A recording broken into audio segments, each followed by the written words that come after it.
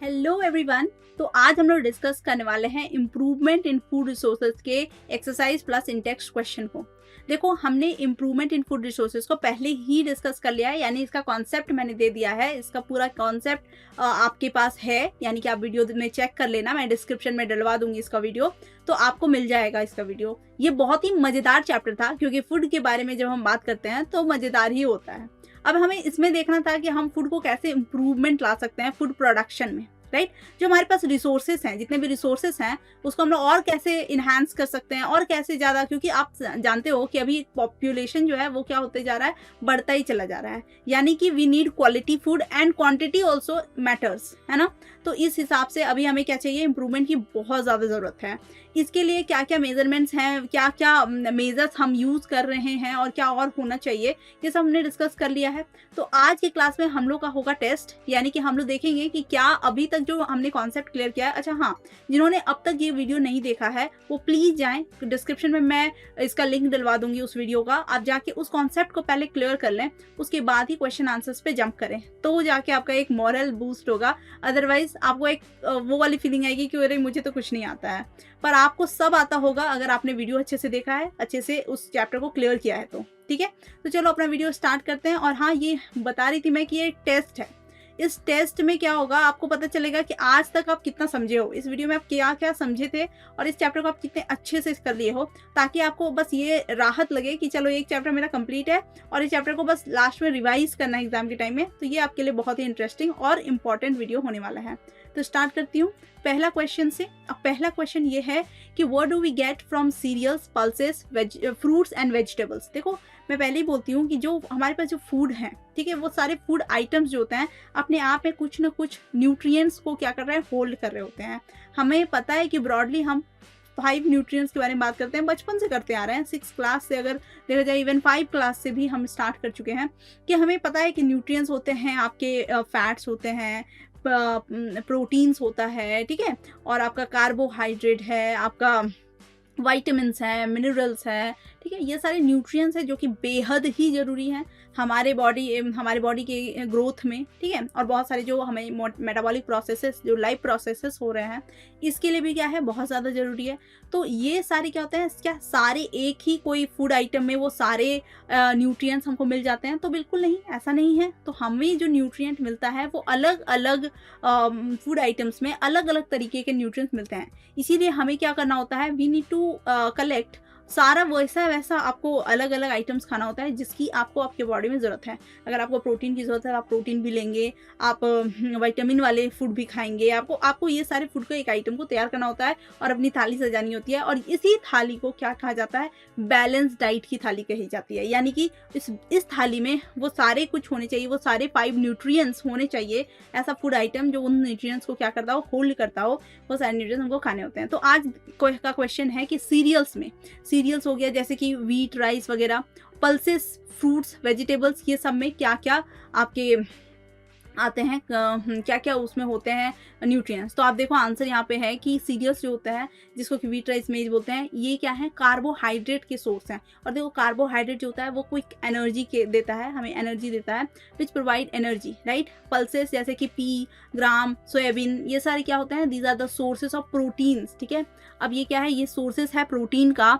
तो मैं बता देती हूँ, प्रोटीन, देखो आप ये सब चीज़ तो बिल्कुल ध्यान में रखोगे कि प्रोटीन, देखो carbohydrate, this is the rich source for energy, ठीक है, ये एनर्जी के लिए है। और आपका जाके प्रोटीन, ठीक है, प्रोटीन जो होता है वो क्या चीज़ के लिए है, this is very important for your growth and also the repayment, right. Growth and repayment, यानी कि कहीं टूट गया फूड आपका, जैसे कभी हड्डी ब्रेक हो जाता है तो उसको फिर से क्या होता है, वो रीयूनियन होता है। तो ये जो रीजेनरेट होता है उसको क्या बोलते हैं, वो क्यों होता है, कैसे होता है, प्रोटीन की मदद से होता है, राइट। वेजिटेबल्स और फ्रूट्स क्या हैं, वो हमें क्या प्रोवाइड करते हैं, वो हमें प्रोवाइड करते हैं विटामिन एंड मिनरल्स, ठीक है, vitamin and minerals in addition to small amount of carbohydrate, protein and fats. यानी कि एक चीज़ आपने ध्यान दिया, नोटिस किया कि वेजिटेबल्स और क्या है, fruits vegetables and fruits, these are very important. क्यों? क्योंकि आप देखो इसमें विटामिन तो है ही, मिनरल्स भी है, in addition to small amount of carbohydrate, proteins, fats. यानी कि आप समझो आपने वेजिटेबल खाया, फ्रूट खाया, तो उससे आपको वो भी मिल रहा है जो आप मतलब एक तरह से समझो सारे न्यूट्रिएंट्स एक साथ ही मिल जा रहे हैं। इसीलिए बार बार कहा जाता है we always use to means we always should eat green vegetables, leafy vegetables, है ना। साथ ही साथ हम लोग को और क्या खाना चाहिए, हमें फ्रूट्स खाना चाहिए, फ्रूट्स हमें अपने डाइट में शामिल करना चाहिए, सैलेड वैलेड बना के, है ना। तो ये सारी चीज़ हमें क्या करना चाहिए, खाना चाहिए। चलो नेक्स्ट क्वेश्चन पे आते हैं, how do biotic and abiotic factors affect crop production. ठीक है, क्रॉप प्रोडक्शन को बायोटिक और एबायोटिक फैक्टर्स कैसे अफेक्ट करते हैं। तो सबसे पहले जान लेना ये जरूरी है कि what is biotic and abiotic, biotic और एबायोटिक फैक्टर्स होते क्या हैं। ठीक है, फैक्टर्स होते क्या, देखो बायो बोल के इसमें एक चीज याद रखना जिसमें क्या हो, लाइफ हो। ठीक है, ऐसे सारे चीज को कैटेगरी को इसमें डाला जाता है, वो जो सांस ले रहे हैं जिनमें लाइफ है। ये बायोटिक वैसे फैक्टर होते हैं जो नेचुरल तो होते हैं लेकिन उसमें क्या होता है, लाइफ नहीं होता है, राइट, नो लाइफ। तो आप देखो वैसे फैक्टर्स जो हमारे क्या कर रहे हैं, क्रॉप प्रोडक्शन को अफेक्ट कर रहे हैं। सबसे पहले बायोटिक लेंगे, यानी कि कोई जीवित चीज, कोई जिंदा चीज। तो जिंदा चीज क्या होगा, जिंदा चीज होगा आपका कोई रोडेंट्स या पेस्ट या फिर कोई इंसेक्ट। आपने देखा है बहुत फसलें बर्बाद होती हैं इंसेक्ट्स की वजह से, तो हम लोग यूज करते हैं पेस्टिसाइड्स यूज करते हैं, इंसेक्टिसाइड्स यूज करते हैं, राइट। तो ये सब की वजह से भी हम लोग यूज करते हैं। तो क्या करते हैं वो करते हैं ग्रेन में लॉस। ठीक है, तो ये है बायोटिक फैक्टर्स। ए बायोटिक फैक्टर्स में आगे जैसे कभी बाढ़ आ गया, बाढ़ है, कोई सूखा आ गया, तो ये सारे से क्या होता है, आपका फसल जो होता है वो पूरी तरह से बर्बाद हो जाता है। तो अगर इसका कसूर किया जाए कि भाई ये किसकी गलती है, तो ये किसकी गलती है, this is the natures fault, right. ये किसकी गलती है, नेचर। तो उस तरह के फैक्टर्स को एबायोटिक फैक्टर्स बोलते हैं। ऑल्दो कहीं ना कहीं यहाँ पे भी हमारी गलती है, तो लेकिन अभी मतलब उसको क्या बोलेंगे, एक एबायोटिक। वाटर लॉगिंग हो गया कहीं पे, वाटर लॉगिंग कैसे हो जाता है, हम लोग क्या करते हैं ड्रेनेज वगैरह में वाटर बॉटल, चिप्स रैपर्स, ये सब चीज़ डालते रहते हैं। तो ऑब्वियसली बात है क्या होता है, ड्रेनेज जो होता है ब्लॉक हो जाता है, वाटर कहीं पे भी लॉग हो जाता है, लॉगिंग हो जाता है, गड्ढे हैं बहुत सारे उसमें लॉगिंग। तो ये सारी वजह से हीट हो गया, कोल्ड हो गया, फ्रॉस्ट हो गया, बिन मौसम बरसात हो जाती है, जब भी आप देखते हो स्नोफॉल हो गया अगर गलती से भी, तो फसलें क्या होती हैं, बहुत ज़्यादा ही बर्बाद होती हैं। तो ये हमारे आते हैं एबायोटिक फैक्टर्स की कैटेगरी में। एबायोटिक फैक्टर्स हैं ये। अब both biotic and abiotic factor causes stresses on crop and affect crop production. ठीक है, कैसे कैसे करता है, सबसे पहले तो पुअर सीड जर्मिनेशन। अगर बहुत ठंड है या जो भी, आप देखो कि अगर मैं बोली कि सीड का जो जर्मिनेशन है, इसके लिए क्या है, कुछ कंडीशंस बहुत इंपॉर्टेंट हैं। उसी कंडीशन में होता है, इसको एक प्रॉपर कंडीशन चाहिए, नहीं तो ये क्या करता है, जर्मिनेट होता ही नहीं है, एक अपने वो विंडो में ही रहता है, वो बाहर आता ही नहीं है। तो उस टाइम को क्या कहते हैं, डॉर्मेसी पीरियड बोलते हैं ना, डॉर्मेसी पीरियड मैंने बताया था। तो ये सीड जर्मिनेशन के लिए भी क्या होता है, बहुत बड़ा।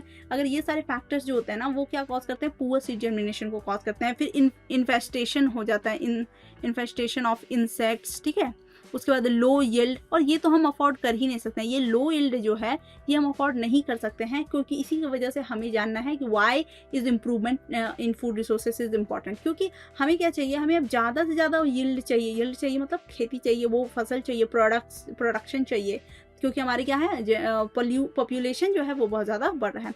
डिसकलरेशन ऑफ लीव्स, आप देखो लीव्स एकदम पेल टाइप का या एक गलती टाइप का, अजीब टाइप का दिखता है, तो दैट इज डिसकलरेशन। ठीक है, वो सब होता है। Now let's jump to the question number 3। I hope आपको समझ आ रहा होगा। मैं क्या कर रही हूँ, मैं आपको थोड़ा एक्सप्लेनेशन भी ज़्यादा कर दे रही हूँ, ताकि आपको क्या हो कि आप ओन वर्ड्स में क्या करो, आंसर को लिख सको। Answer writing is very important, क्योंकि आपको पता होना चाहिए, आप रट के नहीं जा सकते हो। You don't know, you never know ना which question will come. Okay, अगर आप देख रहे हो कि क्वेश्चन ऐसा ही मिलता जुलता क्वेश्चन आएगा, लेकिन you can't be like very pretty sure यही वाला क्वेश्चन आएगा। तो you have to clear your concept, focus more on clarity, तब जाके आपका आना चाहिए। रटने का तो कोई मतलब ही नहीं है, right. What are the desirable agronomic characteristics. सबसे पहले मैं बता दूं what is agronomic characteristic. Agronomic characteristic, agro आता है किससे, एग्रीकल्चर से। तो एग्रोनॉमिक कैरेक्टरिस्टिक्स मतलब जो क्रॉप की अपनी क्या है, कैरेक्टरिस्टिक्स हैं, राइट। एग्रीकल्चरल कैरेक्टरिस्टिक्स हैं, जैसे कि लंबा होना, ड्वार्फ होना, ये सारा क्या है, कैटेगरी है। डिजायरेबल क्रॉप्स का क्या होना चाहिए, tallness and profused branching are desirable characters for fodder को। अब देखो ये क्या है, फूडर क्रॉप, फूडर क्रॉप्स क्या होता है, ये क्रॉप्स जो होता है इसको, ये क्या होता है, ये ऐसे क्रॉप्स होते हैं जो क्या है, खाना है किसी का, जैसे कैटल का, कैटल जो है जैसे गाय भैंस वो हो गए, वो क्या करते हैं इसी को खाते हैं, तो ये उनका क्रॉप है। अब इनमें क्या होना चाहिए, इनमें टॉलनेस कम होना चाहिए, टॉलनेस नहीं होना चाहिए, ब्रांचेस ज़्यादा नहीं होना चाहिए, तो ये क्या है, ये वैसे होने चाहिए, ये इनका डिजायरेबल कैरेक्टरिस्टिक है। जैसे dwarfness is desirable in cereals because tall crops plants can not resist strong winds, है ना। अगर ड्वार्फनेस नहीं रहेगा, सीरियल्स जो होते हैं अगर वो लॉन्ग होंगे, बहुत लॉन्ग होंगे, तो क्या होगा, विंड आएगा और उससे क्या होगा, सीरियल्स जो होंगे वो क्या हो जाएंगे, बाहर निकल जाएंगे या फिर बर्बाद हो जाएंगे। तो इनमें क्या है, इनकी जो प्रॉपर लाइक कैरेक्टरिस्टिक है वो है, इनको ड्वार्फ होना चाहिए, that is the proper category, ठीक है, प्रॉपर इनका क्या है कैरेक्टरिस्टिक्स है। तो ये हो गया हमारा, ये कैरेक्टरिस्टिक सबके लिए अलग है, right. All crops have their own different agronomic characteristics, desirable agronomic. तो अभी क्या है, उस डिजायरेबल एग्रोनॉमिक कैरेक्टरिस्टिक को पाने के लिए हम क्या करते हैं, बहुत सारे मेथड को अप्लाई करते हैं। Question number 4, what are macronutrients, right. अब देखो 2 वर्ड आता है और आप सुनते ही रहते हो, macro and micro, right. Macro and micro, macro means large, macro means large and micro means small, got it. Macro means large और micro means small. And why are they called macronutrients, इनको macro क्यों कहा जाता है, तो macronutrients are essential nutrients required for, obvious ही बात है कि जो न्यूट्रिएंट्स होते हैं उनका मेजर वर्क वही है, ग्रोथ है, फंक्शनिंग है, सर्वाइवल है, ये सारा इनका मेजर फंक्शनिंग है। Also called because they are required in large amounts, ये क्या है, इनको क्या चाहिए, ये कैसे इंपॉर्टेंट है, ये लार्ज अमाउंट में जरूरत है। और कौन कौन से हैं ये, nitrogen, phosphorus, potassium, calcium, magnesium, sulphur. आपने देखा होगा NPK ऐसे करके फर्टिलाइजर्स वगैरह भी आता है, राइट। क्या है ये फर्टिलाइजर्स, ऐसा क्यों बनाया जाता है, क्योंकि हमें एडिशनली जब भी क्या होता है, लाइक सॉइल के पास भी क्या है, ऑलमोस्ट 13 के करीब क्या है, 13 to 17 इनके पास क्या है, न्यूट्रिएंट्स प्रेजेंट है अपना। लेकिन समटाइम्स क्या होता है, ड्यू टू ओवर यूज और मे बी कुछ भी ऐसा हो गया कंडीशन जिसकी वजह से क्या है, ये न्यूट्रिएंट्स उस हिसाब से फुलफिल नहीं हो पाते हैं। तो जब वो उस हिसाब से फुलफिल नहीं हो पाते हैं, तो क्या होता है, वो क्या होते हैं, एडिशनली एड ऑन किए जाते हैं, ठीक है। एडिशनली जो ये एड ऑन किए जाते हैं, तो क्या क्या एड ऑन होता है, नाइट्रोजन, फॉस्फोरस, पोटेशियम, ये एड ऑन होता है। तो ये इसीलिए एड ऑन किया जाता है क्योंकि इन्हें ज़्यादा लार्ज अमाउंट में इसकी ज़रूरत है ना। तो हमें क्या चाहिए, ज़्यादा से ज़्यादा इसकी ज़रूरत है, तो हमें ज़्यादा से ज़्यादा इसको चाहिए। तो ये सारे क्या है, you must have to learn these, ठीक है। ये आपको याद होना चाहिए कि nitrogen, phosphorus, potassium, calcium, magnesium, sulphur, ठीक है। NPPCMS, ये आपको याद होना चाहिए कि ये सब क्या है, these are the 6 nutrients which is desirable or which is needed in large amount, that is why these are called macronutrients, right। how do plants get nutrients, अब plants को nutrients मिलता कैसे, सबसे बड़ी बात है plants का nutrients जो होता है, जैसे मान लो ये कोई ट्री है, इसका क्या है, रूट्स हैं, तो मेनली न्यूट्रिएंट जो है वो उन लोग को कहाँ से मिलता है, बाय रूट्स मिलता है। और कहाँ से कौन सप्लाई करता है, तो सॉइल सप्लाई करता है, राइट, सॉइल सप्लाई करता है, which are absorbed by roots of plants. Some nutrients are provided by air and water too, जैसे कि कार्बन, हाइड्रोजन, ठीक है, ऑक्सीजन, ये सारे क्या है, एयर और वाटर से भी क्या होता है, प्रोवाइडेड हो जाते हैं। लेकिन मोस्टली जो होता है वो कौन प्रोवाइड करता है, सॉइल प्रोवाइड करता है। सॉइल से मिलते हैं हम लोग प्लांट्स को क्या, मोस्टली इनके सारे न्यूट्रिएंट्स, ओके। चलिए next question is compare the use of manure and fertilisers in maintaining soil fertility. Simple सी बात है, मैं सॉइल फर्टिलिटी को मेंटेन करने मैन्योर और फर्टिलाइजर्स में एक डिफरेंस ही बता देती हूँ। तो सबसे बड़ा डिफरेंस क्या है कि मैन्योर जो होते हैं वो क्या है, ऑर्गेनिक मैटर से बने हुए होते हैं, राइट। ऑर्गेनिक मैटर से बने हुए होंगे तो ऑब्वियस सी बात है इसकी इफेक्ट क्या होगी, ज़्यादा होगी, हमारे प्लांट को अच्छा इफेक्ट देगी। और जो फर्टिलाइजर्स होते हैं वो क्या होता है, इनऑर्गेनिक मैटर से बने होते हैं, तो इसकी इफेक्ट क्या होती है, कम होती है। अब देखो इसमें सबसे बड़ी ट्विस्ट क्या है कि फर्टिलाइजर्स ज़्यादा बेटर है, फर्टिलाइजर्स क्या है, बेटर हैं मैन्योर से, राइट। तो अभी यहाँ पे एक बहुत बड़ा दिमाग में वो चलता है कि भाई फर्टिलाइजर यूज़ करें कि मैन्योर यूज़ करें। फर्टिलाइजर यूज़ करना है तो लिमिटेड अमाउंट में करना होता है, मैन्योर के लिए वो लिमिट नहीं है, right. You can have unlimited use of manure, ठीक है। तो manure provide a lot of organic matter यानी कि हमस। Okay, this humus is very important for soil. To the soil, humus helps to restore water retention capacity of sandy soils and drainage in clayey soil. ठीक है, तो water में जैसे clayey soil है तो उसमें क्या होना चाहिए, वाटर का ड्रेनेज कैपेसिटी अच्छा होना चाहिए। और सैंडी सॉइल से उसमें क्या होता है, रिटेंशन होना चाहिए, ठीक है, वाटर का रिटेंशन होना चाहिए। ये सारी कैपेसिटी को क्या करता है, हमस बढ़ाता है। आप देखो टॉप लेयर, टॉप सॉइल जो होता है उसमें हमस होता है, राइट। तो ये क्या है, ये कौन देता है, ये मैन्योर प्रोवाइड करता है। क्यों? क्योंकि मैन्योर बना ही उसी चीज़ से है ना। मैन्योर किस चीज़ से बना है, ऑर्गेनिक कंपाउंड से बना हुआ है, लाइक प्लांट से बना हुआ है, लीफ से बना हुआ है, उसी से बना हुआ है ना। These are the sources of soil organism like soil friendly bacteria. अब सॉइल फ्रेंडली बैक्टीरिया को भी इसी एनवायरनमेंट में रहना पसंद है, ठीक है। तो ऐसे मैन्योर वगैरह डालने से क्या हो जाता है ना, ये क्या होते हैं, सॉइल ऑर्गेनिजम्स, यानी कि जिसको सॉइल फ्रेंडली बैक्टीरिया बोलते हैं, इनके लिए भी क्या है, ये बहुत अच्छा है, ठीक। अब इफेक्ट ऑफ फर्टिलाइजर्स क्या होता है सॉइल की क्वालिटी में, use of excess fertilizers leads to the dryness of soil, ठीक है। सॉइल क्या हो जाता है, ड्राई होता चला जाता है, और जैसे वो ड्राई ज़्यादा होगा तो जैसे कुछ विंड आई या फिर वाटर आया तो सॉइल क्या हो जाएगा, इरोडेड हो जाएगा, राइट। तो सॉइल इरोजन का रेट भी क्या होगा, बढ़ेगा। साथ ही साथ due to continuous use of fertilizers, organic matter जो होते हैं उसमें जो ऑलरेडी प्रेजेंट है, हम तो इनऑर्गेनिक मैटर डाल रहे हैं फर्टिलाइजर्स के थ्रू, ये जो ऑर्गेनिक मैटर है वो क्या होता है, डिक्रीज होता जाता है। This starts getting decreases and it reduces porosity, pore तो पता ही ना, porosity of the soil and the plant roots do not get sufficient oxygen, ठीक है। अब देखो रूट जो होता है उसमें क्या है, वो सॉइल में है, सॉइल में क्या है, पोर्स है तो एयर स्पेस, उसी में एयर है ना। तो जो सॉइल का जो वो है ग्रैनुअल्स है, उसमें क्या है, एयर स्पेस है, उसी में एयर है। उससे क्या होता है, रूट जो है वो क्या करता है, अपना ऑक्सीजन वगैरह लेता है। तो अब उसमें पोर ही नहीं होगा, उसकी पोरोसिटी क्या होगी, बहुत ही कम हो जाएगी।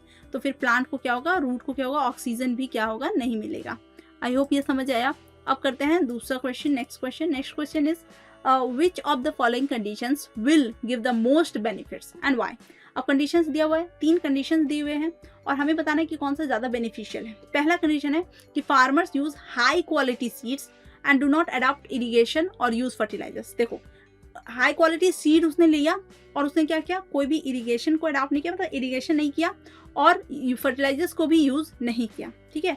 फार्मर्स यूज ऑर्डिनरी सीड्स, एक नॉर्मल सीड लिया ऑर्डिनरी, और अडॉप्ट किया, इरिगेशन किया अच्छे से, और फर्टिलाइजर्स को भी यूज किया, ठीक है। और लास्ट कंडीशन है कि farmers use quality seeds, adopt irrigation, use fertilizers and use crop protection measures. देखो नाम से ही क्लियर है, ये बहुत ही क्लियर है कि आप जब क्या करते हो, आपके पास these are actually the steps, है ना।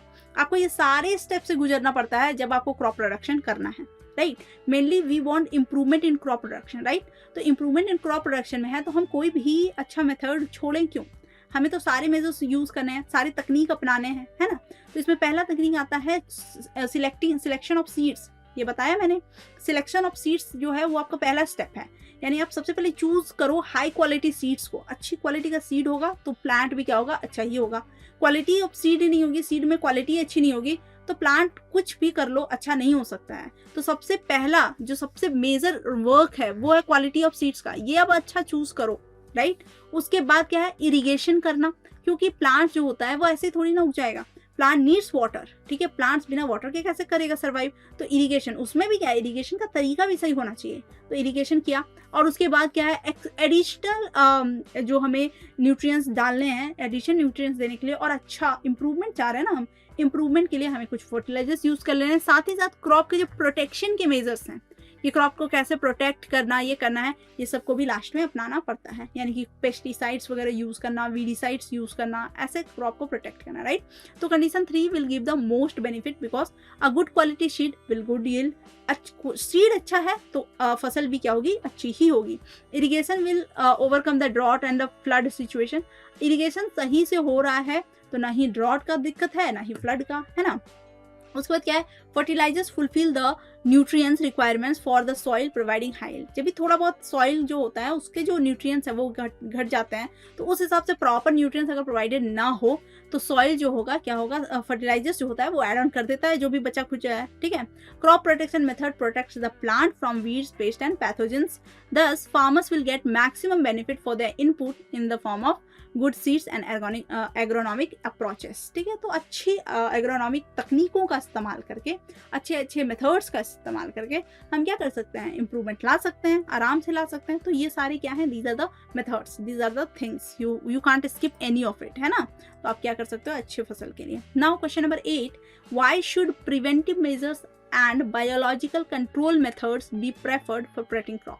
अब प्रोटेक्ट करना है क्रॉप्स को तो क्यों बायोलॉजिकल कंट्रोल मेथड और प्रिवेंटिव मेथड जिसमें प्रिवेंशन ज़्यादा हो, ठीक है, व्हाई इज इट प्रेफर्ड? सबसे पहली बात मैं पहले ही बता दूँ, prevention is better than cure in any case, no matter which case I am talking about, prevention is better than cure.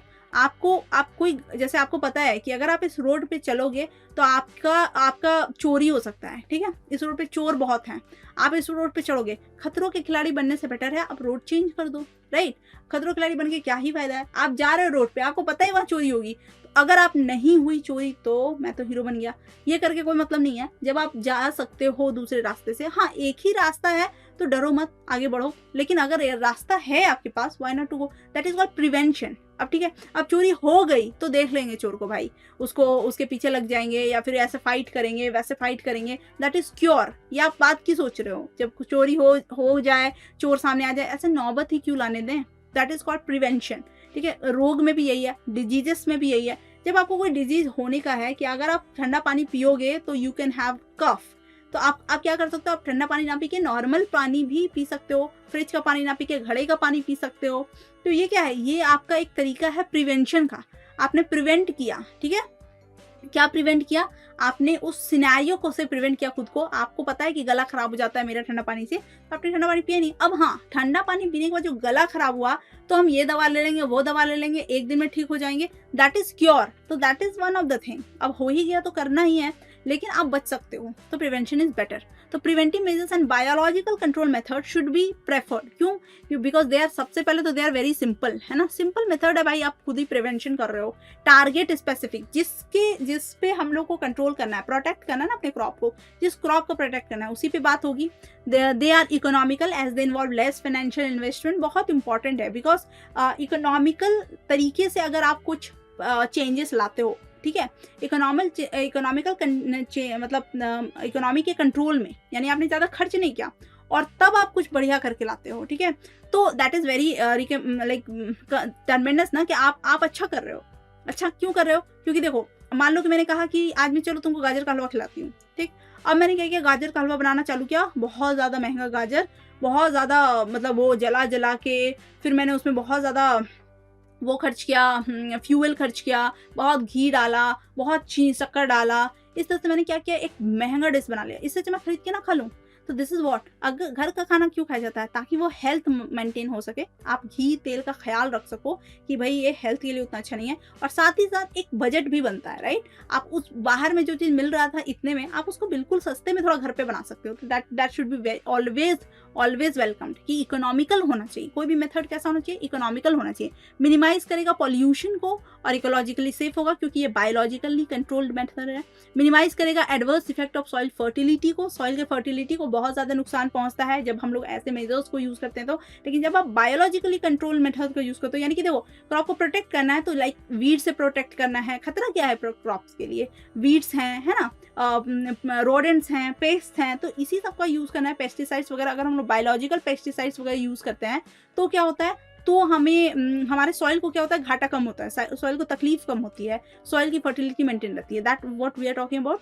They are harmless and other living organism, they are harmless to the other. Obvious सी बात है, जब हमने वैसा कुछ use ही नहीं किया है तो ये तो हार्मलेस है ही, ये बिल्कुल भी किसी को भी नुकसान नहीं पहुंचाते हैं, right. Next question is question number 9, which is what factors may be responsible for the losses of grain during storage। अब देखो यहाँ पे भी क्या आता है, मैंने बायोटिक एबायोटिक फैक्टर के बारे में बात कर लिया, लेकिन यहाँ पे स्पेसिफिकली दिया हुआ है स्टोरेज के बारे में, कि स्टोरेज के टाइम में कौन कौन से मेथड जो हैं वो एप्लीकेबल होंगे।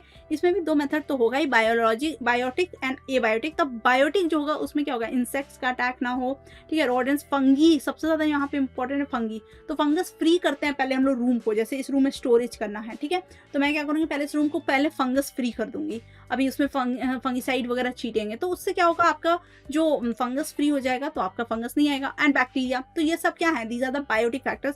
एबायोटिक फैक्टर्स क्या होगा, मॉइस्चर से हमारा क्या होता है, मोस्टली क्रॉप जो होता है खराब होता है, बर्बाद होता है, टेम्परेचर ज़्यादा हो जाए तो भी दिक्कत है।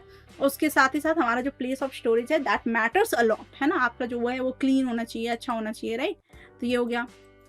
Next is which method is commonly use for improving cattle breeds and why. देखो कैटल का ब्रीड करने के लिए, ब्रीड मतलब अभी क्या है, मतलब जैसे इम्प्रूव करना कैटल्स वगैरह को, इसके लिए और ये दूसरे कैटल्स को लाना, इसके लिए हम लोग को सबसे अच्छा और कॉमनली कौन सा मेथड यूजफुल है, तो क्रॉस ब्रीडिंग ये मेथड। अब देखो क्या करते हैं हम लोग को, एक्चुअली चाहिए क्या, हमें कैटल्स के ब्रीड को क्या होना चाहिए, इंप्रूवमेंट चाहिए, राइट।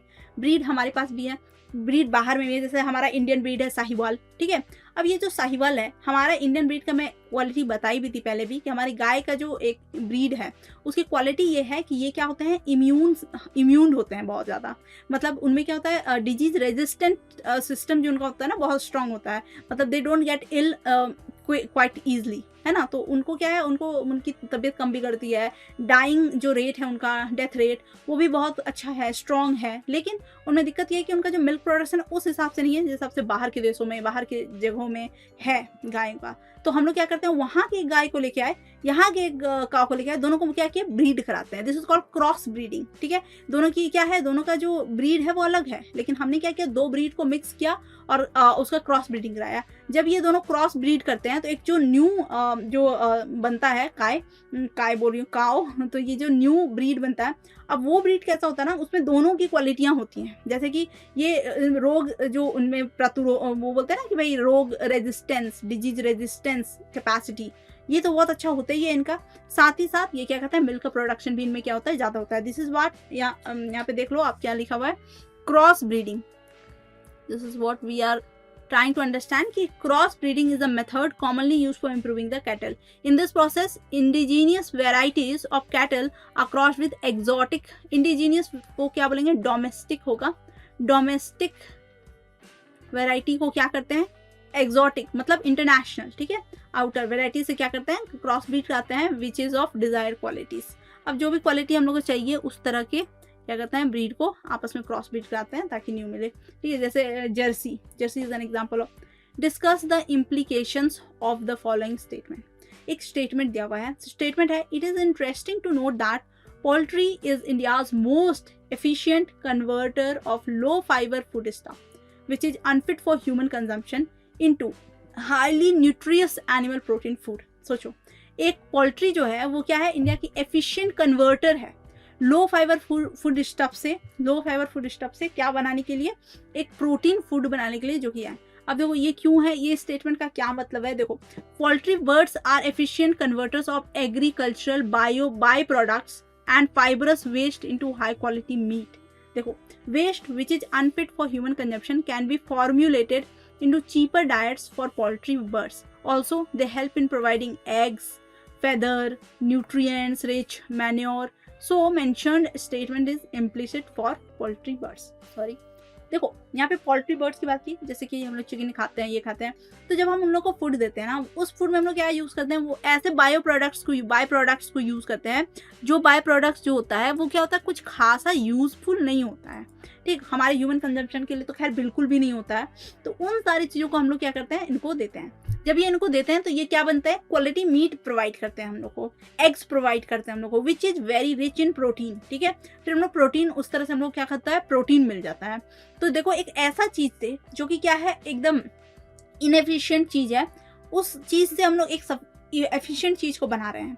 दिस इज व्हाट, ये स्टेटमेंट का यही मतलब है कि it is interesting to know the poultry is India's most efficient converter low fibre food stuff, जो कि ह्यूमन कंजम्पशन के लिए है भी नहीं, into highly nutritious animal protein food. इस तरह से ये जो कन्वर्जन है दैट इज वेरी इंपॉर्टेंट। ये इस क्वेश्चन का मतलब था। What management practices are common in dairy and poultry farming. देखो क्या क्या मैनेजमेंट कैसे करना है। मैनेजमेंट इज, सबसे पहली बात क्या है, हमारे जो डेयरी और पोल्ट्री फार्म्स हैं that should be very clean, है ना। ये क्या होना चाहिए, क्लीनलीनेस होना चाहिए, उसमें सफिशिएंट प्लेस होना चाहिए वहाँ पे, ताकि क्या हो सके, अच्छे हैबिटेट में क्या हो सके, मतलब जो पोल्ट्री है उसको रखा जा सके। ये सारी चीज़ें मेंटेन करने हैं। Like keeping the shelter well design, आपका वेल डिज़ाइन मतलब वेंटिलेटेड होना चाहिए, ये ventilated, hygienic. Animals and birds are given healthy feed with balanced nutrition. देखो जिसको जो चाहिए, जैसे अगर मैं बोली कि जो ले करते हैं एग को, उनको लेयर्स हैं और एक ब्रॉयलर्स है, तो उन दोनों का अलग अलग फीडिंग फूड क्या है, मतलब उनका जो रूटीन है फूड का वो अलग है, ठीक है, डिज़ायर अलग है, तो उस हिसाब से उन लोग को मिलना चाहिए। साथ ही साथ both animals and birds must be protected from various diseases. तो रेगुलर चेकअप भी क्या होना चाहिए, होता रहना चाहिए। अगर उसमें अगर कुछ वैसा लगता है तो वैक्सीनेशन होते रहना चाहिए, ठीक है, क्योंकि उन्हें भी क्या है, डिजीज फ्री रखना है। देखो बर्ड फ्लू आया था, बर्ड फ्लू सबको पता है, बर्ड फ्लू आया था, एक बड़ा सा बीमारी है, सबको तो अभी लोग जो कंज्यूम करते हैं उनके मीट को, उन्हें भी बर्ड फ्लू का खतरा है। तो इस हिसाब से क्या होना चाहिए, एनिमल्स जो होते हैं ना, उनको भी आप क्या करो, अगर आप रख रहे हो तो आप उनको भी क्या करो, हेल्दी रखने की कोशिश करो, ताकि क्या हो, वो चीजें ट्रांसफर होने से रुक जाए, ट्रांसफर ना, right. What are the differences between broilers and layers and in their management, अभी बता रही थी मैं। ब्रॉयलर क्या होते हैं, वो पोल्ट्री बर्ड्स जो क्या होते हैं, सिर्फ मीट के लिए ही रखे जाते हैं, मतलब उनको क्या कहते हैं, उनका काम एग देना नहीं है, तो they are for meat only. तो तुम समझ सकते हो, जब कोई मार्केट में जाता होगा चिकन लेने के लिए, तो वो क्या करता होगा, वो पहले तो देखता होगा कि उस कौन सा ऐसा मतलब बर्ड है, या फिर बर्ड इन द सेंस जो भी आपका मुर्गी है या जो भी है, मुर्गा है, तो जो भी है वो क्या है, सबसे पहले वो देखता होगा कि वो कितना हेल्दी है, ठीक है, हेल्दी होना चाहिए। जितना हेल्दी होगा उतना ज़्यादा क्या होगा, वो मतलब मीट उसमें ज़्यादा होगा, यही लोगों की परसेप्शन है, तो वो उस तरह से देखते हैं। लेयर्स के लिए ये सब बात लागू नहीं होता है, उसको क्या होना चाहिए, वो अंदर से हेल्दी होना चाहिए, वो दिखना नहीं चाहिए हेल्दी, हेल्दी दिखे ना दिखे डजंट मैटर, वो उसको क्या होना चाहिए, एक्चुअली हेल्दी होना चाहिए, क्योंकि उसको क्या करना है, एग ले करना है, ठीक है, एग ले करना है। तो difference in their housing, nutrition, environment requirements, इनके डिफरेंस है। हाउसिंग उनको कैसे रखना है, उनका कैसे न्यूट्रिशन प्रोवाइड करना है, उनका एनवायरनमेंट कैसा है, एनवायरमेंटल रिक्वायरमेंट्स कैसा है, ये सब क्या है, डिफरेंट है, ठीक है। उस हिसाब से अब देखो, daily food requirements for broilers are somewhat different from the layers, ठीक है। Broilers require protein rich food and with adequate fat. देखो इसमें फैट ज़्यादा जरूरी है, बिकॉज उनको क्या होना चाहिए, मैंने बताया, हेल्दी दिखना चाहिए, थोड़ा मोटा मोटा दिखना चाहिए, तभी जाके ब्रॉयलर को लोग अट्रैक्टिव मानेंगे कि हाँ भैया इसमें तो मीट बहुत होगा। High amount of vitamin A and के ये होना चाहिए, ठीक है। लेयर्स जो होंगे, they require feed with vitamins, minerals, micronutrients, enough space and proper lightning. उनको एक अच्छा स्पेस चाहिए, प्रॉपर लाइटनिंग चाहिए, क्योंकि उनको क्या है, एग है ना, उनका एग उनको ले करना है, तो they need more and more like better environments and all, ठीक है। तो ये आपको समझना होगा। हाउ आर फिश ऑब्टेन्ड, अब फिश को कैसे ऑब्टेन करता है, तो fish obtained either by capturing them from their natural resources, जिसको बोलते हैं कैप्चरिंग द फिश, और by culturing them, fish farming जिसको बोलते हैं, यानी कि कल्चर फिशरी ये भी है। तो फिश का फार्मिंग कर सकते हो आप, फिश को मतलब आप बना सकते हो, तो बनाने इन द सेंस आप क्या कर सकते हो, उसमें एक फिश डाला, आप उस फिश से दूसरा फिश, एक कल्चर बना सकते हो आप वैसा, और साथ ही साथ आप क्या कर सकते हो, फिश को कहीं और से कैप्चर करके उसको क्या कर सकते हो, रख सकते हो। तो that is the both way suitable. उसके बाद आता है what are the advantages of composite fish culture. Fish का जो कॉम्पोजिट फिश कल्चर है उसके क्या क्या एडवांटेजेस हैं, तो fishes are selected for this culture differ in their feeding habits. तो यानी कि अगर मैं बोली कि जो कॉम्पोजिट फिश कल्चर है, इसमें क्या हुआ, मान लो एक पॉन्ड है, ठीक, अब इस पॉन्ड में क्या है, दो अलग अलग टाइप के क्या है, कॉम्पोजिट फिश कल्चर है ना, तो अलग अलग टाइप के फिश हैं, तो इनके जो फूड हैबिट्स होंगे वो भी क्या होंगे, डिफरेंट होंगे। तो मान लो मैंने कोई एक फूड डाला, मैंने कुछ फूड डाला, तो इसमें क्या होगा, कुछ लोगों को इसमें इंटरेस्ट होगा तो वो उसकी तरफ बढ़ेंगे, लेकिन कुछ लोग क्या है, अपना मस्त है, क्योंकि उनको उनमें कोई इंटरेस्ट नहीं है। तो यहाँ पे क्या है, ये जो कंपटीशन है फूड के लिए, मारा मारी है भैया, मेरे को चाहिए, वो यहाँ पे क्या है ही नहीं।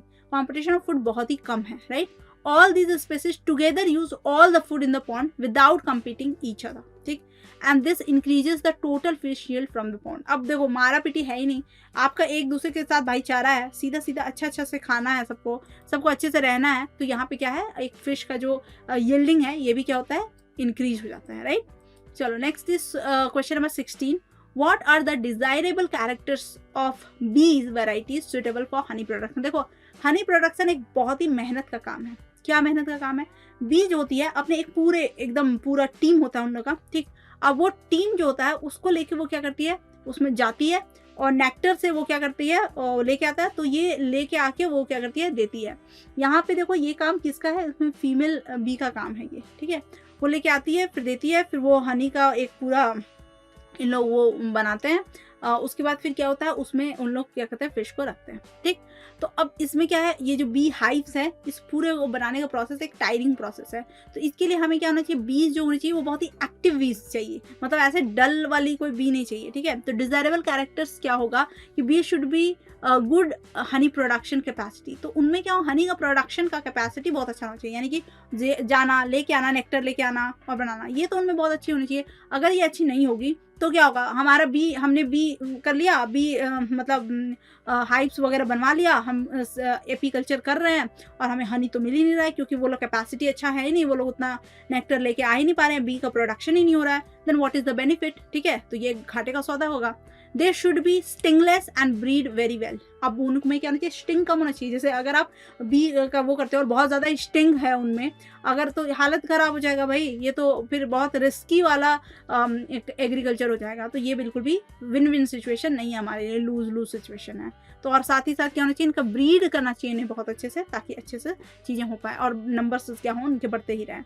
दे should be able to stay in a bee hive for long periods. ऐसा नहीं कि थोड़ी देर चले गए, जब तक वो लॉन्ग पीरियड वहाँ पे बिताएंगे नहीं, तब तक ये पूरा कॉन्सेप्ट क्या होगा, ये पूरा कंप्लीट नहीं होगा और हम लोग क्या है, इनफ अमाउंट ऑफ हनी को नहीं पा पाएंगे। ठीक है, तो आई होप ये समझ आया होगा। 17 है why is pasturage and how is it related to honey production. देखो पैस्चराइजेशन जनरली हमने पढ़ा है लुईस पैस्चर के बारे में, कि उन्होंने क्या किया था कि वाइन था, वाइन को थोड़ा गर्म किया था, वाइन को गर्म करके फिर उसको ठंडा किया था और रखा था। इससे क्या हुआ था, ये स्टोरेज का जो कैपेसिटी है, स्टोरेज कैपेसिटी उनका बढ़ा था और ये क्या था, लंबे समय तक के लिए ये क्या हुआ था, चला था।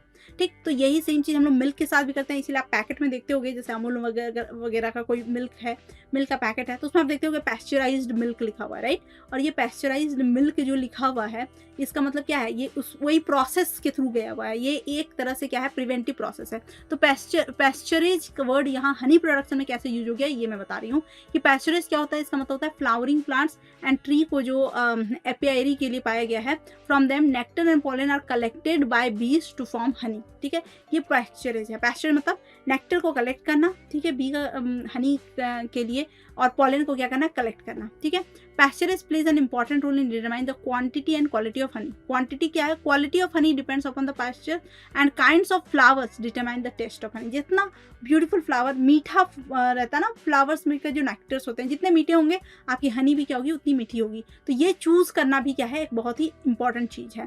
तो जैसे आप क्या करते हो, जैसे बी का जो कल्चर होता है, एपीकल्चर जो होता है, वो एक साथ बी का कल्चर होता है, साथ में जो बगल में है वो क्या होता है, फ्लावर गार्डन या फ्लावर इस टाइप का गार्डन वार्डन बना होता है। तो उसमें क्या किया जाता है, सुंदर सुंदर से फूल उगाए जाते हैं, ताकि जो बीज है और उसमें क्या होगा, फ्रेग्रेंस भी हो, जैसे कि बी है अट्रैक्ट हो और वहाँ पे जाएं, वहाँ से नेक्टर उठा के लाएं और यहाँ पे क्या करें, कलेक्शन करें, और साथ ही साथ ये कल्चर क्या हो सके, अच्छा हो सके, और हनी का जो प्रोडक्शन है उसमें क्या हो, टेस्ट जो है, हनी का टेस्ट जो है वो भी अच्छा हो। This is called pasturage. ठीक है, पैस्चरेज मतलब हमें क्या करना है, फ्लावरिंग प्लांट्स, देखो include flowering plants and trees found around an apiary, from them nectar pollen are collected by bees to form honey. तो इसमें क्या होता है, पैस्चरेज करना मतलब हमें क्या करना, एक फ्लावरिंग प्लांट और ट्रीज का एक गार्डन जैसा क्या करना, बनाना, अगल बगल आजू बाजू, जहाँ से क्या हो, बीज जाएं और इस भी अपना चीज लेके आ पाए। ये क्या है, दिस इज कॉल्ड पैस्चरेज। ठीक है, तो हमने कर ली है इन-टेक्स्ट क्वेश्चन कंप्लीट। अब हम करने वाले हैं एक्सरसाइज क्वेश्चंस को। ठीक है, तो पहला क्वेश्चन है, explain any one method of crop production which ensures high yield. तो देखो क्रॉप प्रोडक्शन के कई सारे मेथड हैं। ठीक है, तो पहला मेथड जो कि क्या है, बहुत इंपॉर्टेंट है, वो है इंटरक्रॉपिंग मेथड। ठीक, इंटरक्रॉपिंग मेथड जो होता है वो क्या है, is a method of food production which ensures high yield. ठीक है, हाई क्वालिटी यील्ड कराता है ड्यूरिंग दिस। अब इसमें होता क्या है, दो या उससे ज़्यादा क्रॉप को लेके डिफरेंट न्यूट्रिएंट्स, अब इनका रिक्वायरमेंट क्या होना चाहिए, डिफरेंट होना चाहिए। मतलब एक को चाहिए माइक्रो, मान लो एक को मैक्रो न्यूट्रिएंट चाहिए तो दूसरे को माइक्रो चाहिए। ठीक, एक को ज़्यादा लार्ज अमाउंट वाला न्यूट्रिएंट चाहिए, एक को कम अमाउंट वाला न्यूट्रिएंट चाहिए। तो ये दोनों क्या है, इनके रिक्वायरमेंट्स अलग अलग होना चाहिए और ये क्या हो, साइमल्टेनियसली ग्रो कराए जाए, सेम ही फील्ड में, सेम फील्ड में उन दोनों को ग्रो कराया जाए। एक जिसकी क्वालिटी मतलब रिक्वायरमेंट्स ज़्यादा हैं, एक जिसकी रिक्वायरमेंट्स बहुत कम है, थोड़े से न्यूट्रिएंट्स में भी काम चल जाता है। तो इससे क्या हो रहा है, आपके सॉइल पे प्रेशर कम पड़ रहा है ना, आपका सॉइल जो होता है वो मिसयूज नहीं हो रहा है, आपका सॉइल ओवर यूज नहीं हो रहा है। ठीक है, उसके कुछ न्यूट्रिएंट्स हेल्दी वे में जा रहे हैं तो कहीं कम भी तो है, तो एक बैलेंस बनता है। And this is the best way to ensure the high yield, कि बहुत ज़्यादा यील्ड हो इसको, और इस मेथड को बोलते हैं इंटरक्रॉपिंग मेथड बोलते हैं। क्वेश्चन नंबर 2 है, why are manures and fertilizers used in fields. अब मैन्योर्स और फर्टिलाइजर को क्यों यूज किया जाता है, सॉइल के पास तो खुद भी न्यूट्रिएंट्स है, लेकिन लेकिन समटाइम्स क्या होता है, या तो न्यूट्रिएंट्स रिक्वायरमेंट ज़्यादा होता है किसी स्पेशल क्रॉप का, या फिर बार बार यूज़ करने की वजह से जो हमारा सॉइल का अपना न्यूट्रिएंट्स है वो क्या होता है, ख़त्म हो गया होता है या कम हो गया होता है। तो जो मैन्योर और फर्टिलाइजर्स है वो क्या है, एड ऑन है, एक तरह से एड ऑन है, मतलब एडिशनली हम क्या कर रहे होते हैं, उसको आपके क्रॉप में डाल रहे होते हैं पूरे प्रोडक्शन को, ठीक है, मतलब आप न्यूट्रिएंट्स को अलग से डाल रहे होते हैं। तो this is what, this is called why do we use manures and fertilizers. तो इसका जवाब यही है कि manures and fertilizers are used to improve the soil fertility. आप जो सॉइल की जो फर्टिलिटी है उसको और बढ़ाने के लिए और क्रॉप प्रोडक्टिविटी को भी बढ़ाने के लिए। दे रिप्लेनिश द डेफिशिएंट न्यूट्रिएंट्स, कुछ ऐसे न्यूट्रिएंट्स हैं जिसकी कमी हो जाती है, तो प्लांट्स को उस कमी की वजह से कोई नुकसान ना हो जाए, इसके लिए उस कमी को की ये क्या करते हैं, भरपाई करते हैं, जिसको कहते हैं रिप्लेनिशमेंट। यानी कि आप क्या करते हैं, फिर से दोबारा से उस न्यूट्रिएंट्स की कमी को पूरी करते हैं ये मैन्योर एंड फर्टिलाइजर्स। जिसमें कि फर्टिलाइजर्स जो होते हैं उनमें क्या होता है, ज़्यादा ऑब्वियसली न्यूट्रिएंट्स होता है, ज़्यादा अमाउंट में न्यूट्रिएंट्स हम लोग को मिलता है फर्टिलाइजर से, लेकिन जो फर्टिलाइजर्स है वो नुकसान भी क्या है, ज़्यादा पहुंचाता है।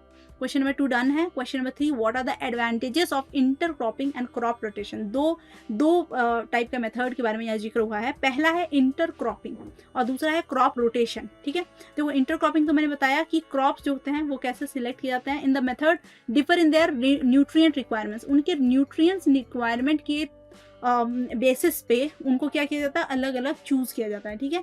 उनको चूज़ किया जाता है कि भाई किस में किसको, एक है हाई रिक्वायरमेंट वाला मतलब क्रॉप लिया जाए और एक लो रिक्वायरमेंट, इन दोनों को साथ में उगाया जाए। ऐसे किया जाता है जिससे क्या होगा, मैक्सिमम क्या हो गया, यूटिलाइजेशन हो गया न्यूट्रिएंट्स का। तो न्यूट्रिएंट्स जो है वो अच्छे से यूज़ हो गए, ओवर यूज़ नहीं हुआ, right. It prevents paste and diseases from spreading. अब जैसे कोई एक डिजीज है जो किसी एक प्रॉपर क्रॉप के लिए है, वो दूसरे क्रॉप में वो नहीं फैल सकता है, तो वो चाह के भी इतने ही एरिया में, जितने एरिया में वो वाला क्रॉप है उसमें ही फैलेगा, तो आपका पूरी फसल जो होती है वो बर्बाद नहीं होती है। तो this is the best advantage कि आप इंटरक्रॉपिंग करते हो, राइट। अब बात करते हैं क्रॉप रोटेशन की। क्रॉप रोटेशन क्या है, इसमें क्या होता है, सॉइल को ये क्या करता है, सॉइल को फर्टाइल बनाता है और इंक्रीज करता है यील्ड को फ्रॉम अ सिंगल फील्ड। देखो, it reduces the use of fertilisers. For example, use of nitrogenous fertilisers is not required as leguminous plants that are grown in crop rotation help in biological nitrogen fixation. It helps in the replenishment of soil. अब crop rotation होता है यानी कि एक year में आपने ये crop लगाया तो दूसरे ईयर आप दूसरा क्रॉप लगाते हो। तो लेटर सपोज कि कोई एक ऐसा मतलब लेज्यूमिनस मतलब जो प्रोटीन वाला रिच वाला जो क्रॉप है वो हमने लगाया, तो वहाँ पे क्या होगा, बैक्टीरिया नाइट्रोजन फिक्सेशन कर देंगे। नाइट्रोजन फिक्सेशन से क्या होगा, नाइट्रोजन बहुत ज़्यादा अमाउंट में अच्छे से कलेक्ट हो जाएगा। फिर जब हम दूसरा फसल लगाएंगे, दूसरी क्रॉप को उगाएंगे, तो वहाँ पे क्या होगा, उस तरह से ये बैलेंस हो जाएगा। तो क्रॉप रोटेशन भी क्या है, मतलब क्रॉप रोटेट करना, अलग अलग क्रॉप को, अलग अलग टाइप को, यानी कि एक सेम फील्ड में बार बार, मान लो आप मेज लगा रहे हो या बार बार आप राइस लगा रहे हो, बार बार आप एक ही फील्ड में एक ही क्रॉप को उगा रहे हो, तो इससे बेटर है कि आप क्रॉप को रोटेट करो। यानी आपने इस बार कुछ और, दूसरी बार कुछ और, दूसरी बार कुछ और आप लगाओ, ठीक है। तो दिस इज ऑल्सो कॉल्ड ये crop rotation method is also very beneficial, ठीक है। Now genetic manipulation, how is it useful in agriculture practices. देखो, मैनिपुलेशन का मतलब है एक तरीके से उस चीज़ को क्या करना, बढ़ाना चढ़ाना, उसको मैनिपुलेट करना। Genetic manipulation is the incorporation of desirable characteristics into an organism by क्या क्या मेथड हो सकता है, हाइब्रिडाइजेशन। हाइब्रिडाइजेशन मतलब दो अलग तरीके की चीज़ों को हाइब्रिड करना, म्यूटेशन, ठीक है, डीएनए रिकॉम्बिनेशन। ये सारे बहुत सारे मेथड्स हैं जिसके थ्रू हम लोग क्या कर सकते हैं, जेनेटिक मैनिपुलेशन करते हैं। मतलब आप जन्म से ही या जेनेटिकली आप क्या कर सकते हो, चीज़ों को आप बदल सकते हो, ठीक है, एक डिजायरेबल कैरेक्टर्स को इनकलकेट कर सकते हो अपने क्रॉप में। Bye genetic manipulation improved varieties of seeds can be obtained having desirable characters like high yield, disease resistance and better adaptability। क्या है जेनेटिक मैनिपुलेशन, क्यों ज़रूरी है, क्या करता है, ये वैरायटी को इम्प्रूव करता है। किसकी वैरायटी को, सीड की वैरायटी को, जिसकी वजह से क्या हो सकता है, हम लोग को जो डिजायरेबल कैरेक्टर्स चाहिए, यानी हाई यील्ड कराए, वो डिजीज में रेजिस्टेंस हो, इसकी एडेप्टेबिलिटी क्या हो, बहुत ज़्यादा, मतलब जैसा एनवायरनमेंट हो वैसा वो अडेप्टेशन कर ले, ठीक है। ऐसा नहीं कि ठंड में मर रहा है, गर्मी में सूख रहा है, वो अडेप्टेबिलिटी उसमें बहुत ज़्यादा हो। वैसे चीज़ों को, ये सारे क्या हैं, ये सारे डिजायरेबल कैरेक्टरिस्टिक्स हैं किसी भी क्रॉप के। तो अगर ये सारे कैरेक्टरिस्टिक्स को, डिजायरेबल कैरेक्टरिस्टिक्स को अगर आ जाए, तो ये क्या है, जेनेटिक मैनिपुलेशन का एक बहुत ही बड़ा फायदा है। This is the biggest benefit, है ना, biggest advantage. Now how do storage grain losses occur. अब स्टोरेज ग्रेन जो है वो कैसे लूज होता है, मैंने बताया था 2 फैक्टर्स हैं, बायोटिक एंड एबायोटिक। इसमें क्या, बायोटिक में आते हैं इंसेक्ट्स वगैरह, वो अटैक कर देते हैं तो आपका जो स्टोर किया हुआ फसल है वो खराब हो जाता है। दूसरा में क्या है कि अगर इन अप्रोप्रिएट मॉइस्चर है, रूम जिस स्टोरेज किया है जिस रूम में, वो रूम में एयर नहीं है, वेंटिलेशन नहीं है, ये सारे प्रॉब्लम्स भी क्या है एबायोटिक फैक्टर्स में आते हैं और बहुत ही ज़्यादा नुकसान करते हैं आपके क्रॉप को। ठीक है, how do good animal husbandry practices benefit farmers. अब एनिमल हस्बेंड्री प्रैक्टिसेस क्या है, सबसे पहले एनिमल हस्बेंड्री क्या है। एनिमल हस्बेंड्री इज जब आप क्या करते हो, किसी एनिमल को क्या करते हो, पालन पोषण करते हो किसी भी वजह से, मतलब एक तरह से खेती करते हो आप एनिमल्स की, जिसमें क्या है आप मीट के लिए करो, मिल्क के लिए करो, ठीक है, किसी और वजह से करो, राइट। इसमें क्या है, how do animal husbandry practices, इसमें कुछ प्रैक्टिसेस हैं, यानी कि इसमें भी कुछ क्या है टेक्निक्स हैं, और अगर इस टेक्निक्स को फार्मर्स यूज करें तो क्या क्या बेनिफिट हो सकता है। एनिमल हस्बेंड्री में क्या क्या आएगा, मतलब scientific management of the farm, मतलब जैसे आपका फार्म है, जो एनिमल्स जिसमें रह रहे हैं, वो जो फार्म है उस फार्म को कैसे मैनेज कर सकते हैं, राइट। उस फार्म को कैसे मैनेज करेंगे, उसको कैसे साइंटिफिकली आप क्या क्या उसमें डाल सकते हो, कैसे मतलब उसको क्लीन रख सकते हो, उसको कैसे फंगस फ्री कर सकते हो, ये सारी चीज़ों को क्या करना है, ध्यान देना है। इम्प्रूवमेंट ऑफ द ब्रीड्स, है ना, हैविंग गुड डिजायरेबल कैरेक्टर्स, मतलब एक ऐसा ब्रीड बनाना जिससे हम लोग क्रॉस ब्रीडिंग करके अच्छा वैसा काव को लेके आते हैं जो मिल्क प्रोडक्शन हाई कर दे, राइट। तो उसमें क्या हो, कैरेक्टरिस्टिक्स हो, डिजायरेबल कैरेक्टरिस्टिक्स हो, ऐसे ब्रीड को बनाना और ज़्यादा इंप्रूवमेंट करना, ठीक है। Better yielding quantity and quality और क्वांटिटी दोनों पे फोकस करना, ठीक है। साथ ही साथ रिडक्शन ऑफ इनपुट कॉस्ट। अब ये सब करने में जो है, यानी कि आपका मेथड कैसा होना चाहिए, इकोनॉमिकल होना चाहिए, इकोनॉमिकल होना चाहिए, तभी जाके ये सारे बात में मजा है, नहीं तो फिर कोई फायदा नहीं है। जब आप इकोनॉमिकली ज़्यादा घाटे में हो तो ये क्या है, बिल्कुल भी फायदे का चीज़ नहीं है। अब आते हैं क्वेश्चन नंबर 7 में। क्वेश्चन नंबर 7 है, what are the benefits of cattle farming. बहुत ज़्यादा बेनिफिट्स है कैटल फार्मिंग की, तो बहुत सारे बेनिफिट्स हैं। तो हमें क्या होता है, सबसे पहले देखो सबका एजेंडा अलग अलग होता है कैटल फार्मिंग का, किसी को मिल्क चाहिए, किसी को मीट चाहिए, किसी को, अब देखो कैटल में हालांकि मीट की ज़रूरत वो सब थोड़ा अलग है, ठीक है। कैटल में जनरली क्या आता है, काव आता है, ठीक है, बुफेलो आता है, ये सब क्या होता है कैटल्स में आते हैं। तो कैटल्स का जनरली अगर मेजरली देखा जाए तो 2 ही यूज़ है, एक यूज़ है मिल्क प्रोडक्शन, ठीक है, एक यूज़ है मिल्क प्रोडक्शन, और दूसरा यूज़ है आपका लेबर, ठीक है, ये आपका मेजर यूज है, ठीक है। यही इसी के वजह से क्या किया जाता है, कैटल फार्मिंग की जाती है। जैसे काऊ का जो हम लोग करते हैं इंडिया में स्पेशली, तो हम लोग क्या क्यों करते हैं, मिल्क के लिए करते हैं, टू गेट मिल्क, ठीक है, या फिर कोई भी मिल्क बेस्ड प्रोडक्ट है उसके लिए करते हैं। साथ ही साथ लेबर वर्क के लिए भी क्या किया जाता है, जैसे आप देखो एग्रीकल्चर टाइम में, काटिंग वगैरह में, ठीक है, इरिगेशन के टाइम में, टिलिंग वगैरह के टाइम में क्या करते हैं हम लोग, यूज़ करते हैं। तो जनरली आजकल तो अभी क्या हो गया है कि अभी ये सब मेथड भी मतलब टेक्निकली क्या किया जा रहा है, टेक्नीशियन की मदद से किया जा रहा है, यानी कि टेक्नोलॉजीज हैं, ट्रक वगैरह है, ये सारी चीज़ों की वजह से इक्विपमेंट्स हैं हमारे पास, वैसे किए जा रहे हैं। लेकिन पहले के टाइम में ये होता था। जनरली वी डोंट वांट कि हम लोग कैटल को क्या करें, इतना दुख तकलीफ दें कि वो एकदम बोझ हो रहे हैं, तो ये सब भी हम लोग नहीं चाहते हैं, राइट। तो बेसिकली अगर देखा जाए तो कैटल फार्मिंग का एक मेन जो हेल्प है और वो बहुत बड़ा चीज़ है, वो है मिल्क प्रोडक्शन, जो कि बहुत इंपॉर्टेंट है। और साथ ही साथ उसके क्या है, कुछ प्रोडक्ट्स हैं, milk products, right. For increasing production what is common in poultry, fisheries and bee keeping. देखो बी कीपिंग में, पोल्ट्री में, या फिर कह लो फिशरीज में, ये तीनों में जो प्रोडक्शन को इंक्रीज करने का एक मेथड है जो बिल्कुल सब में कॉमन है, वो है क्रॉस ब्रीडिंग कराना।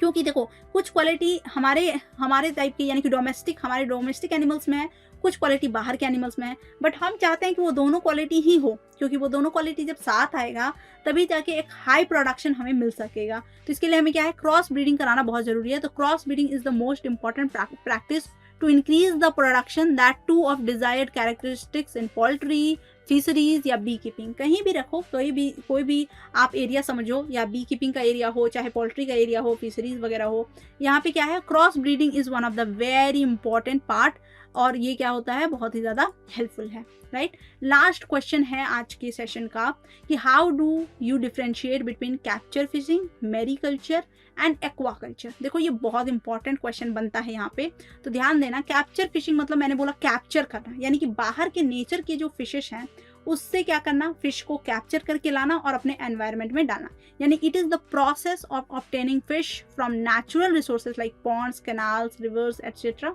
And fishes can be located easily and then caught using fishing net, है ना। तो आप देखो कैप्चर करने में क्या करते हैं, इस प्रोसेस में हम लोग क्या करते हैं, फिश को नेचुरल रिसोर्सेज से लाते हैं और फिर पॉन्ड में, कैनाल्स वगैरह में, कैनाल्स रिवर्स वगैरह में क्या करते हैं, डाल देते हैं। यानी एक तरह से आप कैप्चर करते हो, इसीलिए इसका नाम है capture of fishing.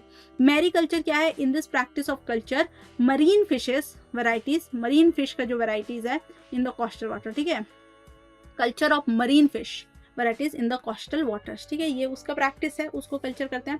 Aqua culture is the production of fish from fresh water resources like canals, brackish water resources, ठीक है। तो ये क्या है, लगून्स वगैरह से, यहाँ से क्या करते हैं, वहाँ पे जो फिश प्रोडक्शन होता है, फ्रेश फिश प्रोडक्शन, उसको एक्वा कल्चर करते हैं। तो यानी दोनों के, तीनों के क्या है, प्रैक्टिसेस में डिफरेंस है। एक से हम लोग क्या करते हैं, नेचर से फिश को उठा के लाते हैं और पॉन्ड वगैरह में डाल देते हैं। एक में हम लोग क्या करते हैं, मरीन फिश का इस्तेमाल करते हैं, और ये जो फिश होता है इसको हम लोग फ्रेश वाटर वगैरह में क्या करते हैं, खुद से प्रोड्यूस करते हैं, ठीक है। अब क्या है, fishes can be located easily and then caught using fishing net. तो यहाँ पे क्या होता है, fishes can be located easily and then caught using fishing net, ठीक है। तो ऑब्वियस बात है, फिश दिख जाता है आसानी से, कैप्चर कर रहे हैं हमें तो नेचुरल रिसोर्सेज वगैरह से, तो जैसे पॉन्ड वगैरह से, कैनाल वगैरह से लेके आए हैं, तो नेचुरली क्या है, नेचुरली वो मेरे को इजिली दिख भी जाता है, और आराम से देखो आप कितने लोग जो हैं वो फिश क्या करते हैं, पकड़ रहे हैं। अब यहाँ पे क्या है, जब भी मरीन की बात करते हैं तो मरीन फिश जो है उसको पकड़ना आसान नहीं है। तो satellites, echo sounders, these are using means we are getting used ना, these are getting used, ठीक है।